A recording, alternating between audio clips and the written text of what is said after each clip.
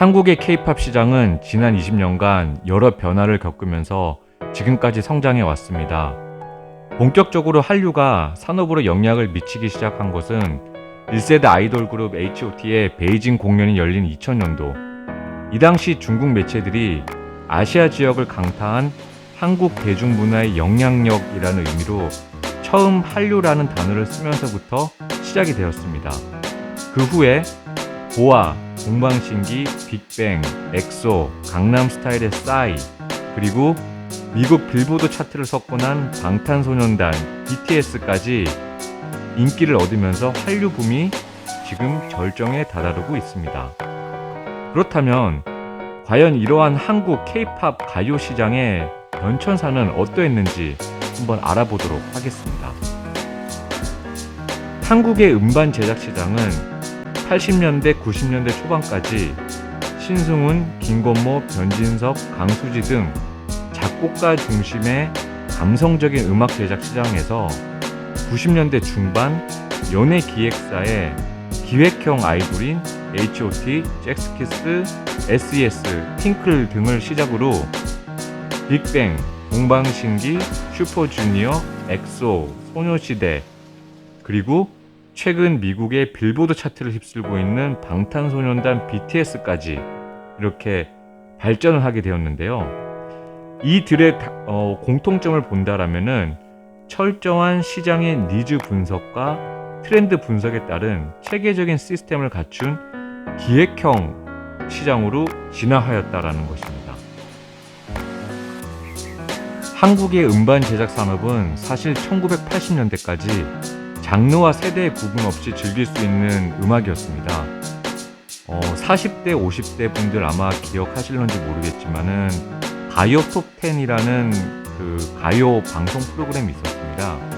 그 방송 프로그램을 보시면은 발라드, 댄스 음악, 포크, 락 음악 등 장르를 가릴 것 없이 다 이렇게 그 프로그램에서 승에 오르고 했었는데요. 하지만 지금의 한국의 음악 시장을 본다라면은 이러한 다양한 음악보다는 댄스, 퍼포먼스 위주의 가수 그룹들이 주류를 이루고 있다는 것을 알 수가 있습니다.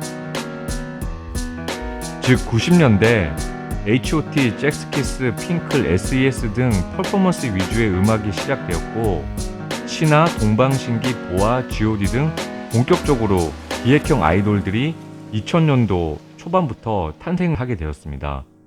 정보기술의 발전에 따라서 2003년 디지털 음원 시장이 레코드 음반 시장을 역전을 하게 되었고 2005년도에는 SM 엔터테인먼트의 기업 공개, 주식시장 상장으로 연예 기획사의 기업화가 가속화되기 시작되었습니다. 즉 가수와 작곡가 개인의 역량에 따라서 가요 시장이 움직이던 곳에서 기획사의 기획, 마케팅, 매니지먼트 활동에 따라 승패가 갈리는 시장으로 진화하게 된 것입니다. 이러한 시장의 변화에 따라서 가수 개개인의 역량보다는 체계적인 토탈 시스템을 갖춘 연예 기획사의 역량이 성공의 절대적인 요소가 되었습니다.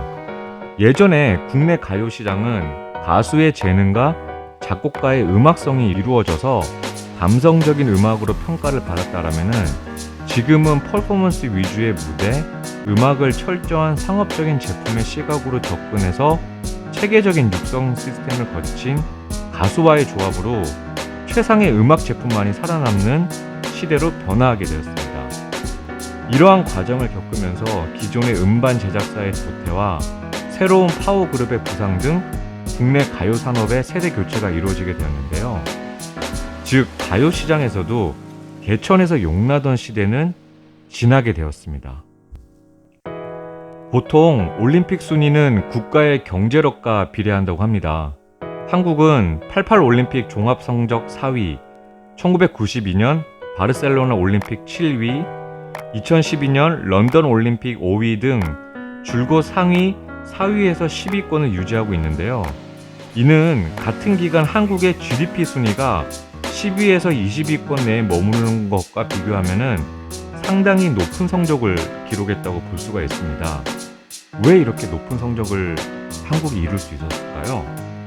이는 한국 특유의 조기 선발 및 집중 트레이닝 시스템에 기인한다라고 볼 수가 있습니다. 한국은 올림픽 영재를 10대 초반부터 집중적으로 조기 교육해서 길러내는 시스템입니다. 일반적으로 서구에 후천적으로 일반인들이 자기 역량을 개발해서 올림픽에 출전하는 것과는 명확히 다른 시스템인데요. 따라서 올림픽 선수로 선발되는 국가대표가 갑자기 어느 날 혜성처럼 나타나는 일은 전무한 것이죠. 왜냐하면 한국 같은 경우는 초등학교부터 중학교, 고등학교까지 이렇게 집중적으로 올림픽 선수로 키워지는 시스템을 가지고 있기 때문입니다.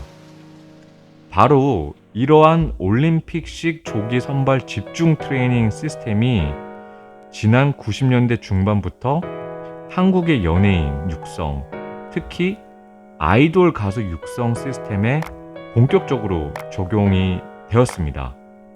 그 결과 20여 년이 지난 지금 세계적인 K-팝 스타들을 만들어내고 있는데요. 그 시작이 바로 H.O.T, G.O.D, 신화 등 시작이 되면서 지금의 방탄소년단 BTS까지 오게 되었습니다. 이러한 올림픽 선수식 조기 선발 집중 트레이닝 시스템에 대해서 여러 가지 논란들이 있긴 하지만 한국의 엔터테인먼트 K-팝 산업에 긍정적으로 적용되었다라고 이렇게 볼 수가 있습니다. 이러한 시스템이 전 세계적으로 성공을 거두었고 지금은 한국의 아이돌 육성 시스템을 배우고자 많은 여러 국가에서 벤치마킹하고 심지어는 한국의 트레이너들, 한국의 K-팝 교육자들을 스카우트 해가고 있는 실정입니다. 이러한 올림픽식 조기 교육 시스템에 대해서 안 좋게 보는 의견들도 있지만은 이러한 시스템을 통해서 지금의 K-팝이 세계적으로 열광을 할 수 있게 되었고 유명한 아이돌 스타들을 배출하게 되었다는 것은 부정할 수 없는 사실입니다. 이러한 또 부작용에 대해서는 뒤에 나중에 좀 더 자세하게 이야기해 보도록 하고요. 따라서 지금까지 우리가 이렇게 이야기를 해 보았듯이 지금은 스타가 만들어지는 시대입니다. 무슨 말이냐면은 연예 기획사의 기획력이 스타로서의 성장에 아주 큰 영향을 미친다는 것인데요. 최근 신인 가수, 배우들의 데뷔 과정들을 보면은 벼락스타를 찾기가 굉장히 힘듭니다. 대부분 기획사에서 오래전부터 빠르게는 초등학교 2학년, 3학년부터 몇 년간, 길게는 10여 년간 연습생 기간을 거치면서 자신의 역량이 최상의 수준에 오른 제목들을 철저한 기획을 바탕으로 데뷔시키는 시스템이기 때문입니다. 특히 대형 기획사의 경우에는 데뷔 전부터 다양한 예능 방송 프로그램을 통해서 대중들한테 노출을 시키면서 인지도를 쌓은 후에 데뷔하는 것이 하나의 트렌드 관행이 되었습니다. 대표적으로 YG 엔터테인먼트의 위너는 엠넷과 콜라보레이션 방송을 통해서 데뷔 전 연습생 시절부터 이러한 장면들을 프로그램으로 제작을 해서 시청자들한테 선보임으로써 데뷔 전에 인지도를 쌓을 수 있었고요. 그리고 얼마 전에 논란이 되었던 프로듀스 101, 강다니엘 같은 경우도 이미 그 방송을 통해서 대중들한테 인기를 얻으면서 이미 스타의 반열에 오를 수 있게 되었던 거죠. 그래서 예전에는 무명의 그냥 일반인들이 오디션 프로그램에 참가를 해서 이렇게 입상을 하고 인기를 얻고 올라갔다라면은 지금은 이미 트레이닝이 몇 년간 되어 있는 연습생들, 중소기획사 연습생들이 이러한 오디션 프로그램에 참가함으로써 대중의 인지도를 받고 음원을 발표하고 가수 데뷔를 하는 이러한 프로세스로 좀 바뀌게 되었습니다. 중소기획사 입장에서는 상대적으로 적은 비용과 짧은 기간 안에 데뷔를 시킬 수가 있기 때문에 기획사 입장에서는 가수 등용의 패스트 트랙으로 볼 수가 있는 거죠.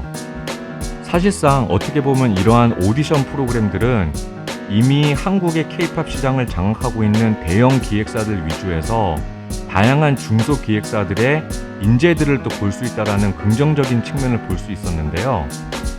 왜냐하면 대형 기획사 SM, YG, JYP 엔터테인먼트 같은 경우에는 이미 기업이 굉장히 큰 규모이기 때문에 자금력을 바탕으로 이렇게 마케팅을 한다든지 이미 기존에 있는 그룹들의 팬덤을 또 신인 그룹들한테 이전시킬 수도 있고 이러한 다양하게 선순환 효과를 누릴 수 있는 장점을 가지고 있는 반면에 중소기획사들은 이러한 어드밴티지가 전혀 없었습니다. 그래서 정말로 아무리 좋은 음악을 만들고 좋은 그룹들을 트레이닝 시켜서 데뷔를 시킨다 한들 대중들한테 이러한 곡들이 들려지게 되고 노출될 수 있는 기회는 굉장히 작았던 거죠.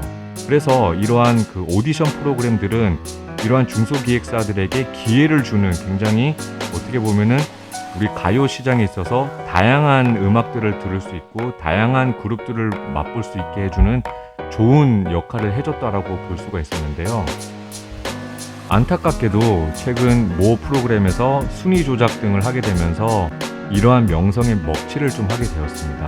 하지만 중소기획사가 이렇게 대중들한테 알릴 수 있는 좋은 기회를 가질 수 있다는 것은 분명히 좋은 역할을 했다는 것은 명확하게 우리가 알 수가 있었고요.